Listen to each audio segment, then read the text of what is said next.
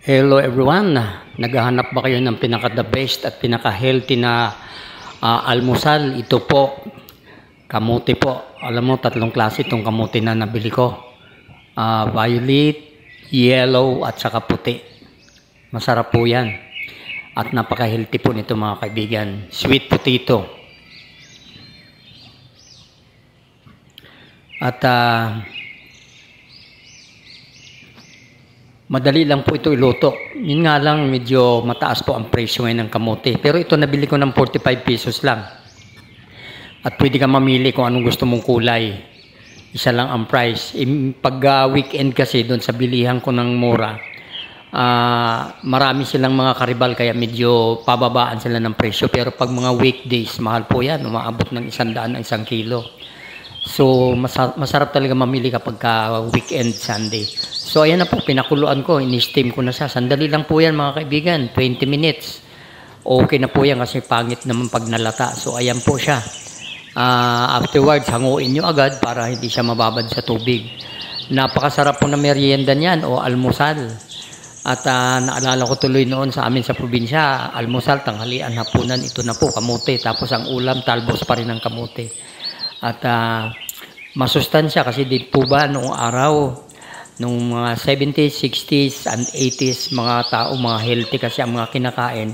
Puro mga sariwa, mga kamote, mga hindi kagaya ngayon na puro na mga fast food. Kaya ang dami ng sakit na lumalabas sa panahon ngayon. Itong bagong henerasyon kasi puro na mabilisan, mga pagkain, maraming mga ingredients na hinahalo na mga cancerous o kaya may mga side effect. Unlike pag sa probinsya, lalo na nung araw, sariwa ang kinakain at walang masyadong mga sahog-sahog na kung ano-ano. Kaya ang mga tao noon healthy, umaabot ng 100 plus ang buhay, ang pinaka-lifespan nila, umaabot may 120 pa nga. So, ayan po mga kaibigan, ang ipapartner natin dito sa halip na kape, herbal, a mixture of guyabano at saka avocado leaves. Papakuluan lamang po natin yan ng 10 to 15 minutes. Din okay na, wala pong ihahalo, iinumin mo yan habang mainit.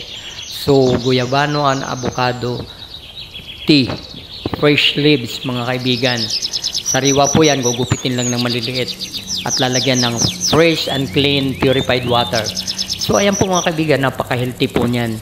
At hindi ka kaagad magugutom unlike kung kakainin mo tinapay, pandesal, or bread. Magastos yan din, napakamahal na ngayon, very expensive na ang presyo, tapos bibili ka pa ng mga sandwich spread. Ang hirap, ang mahal.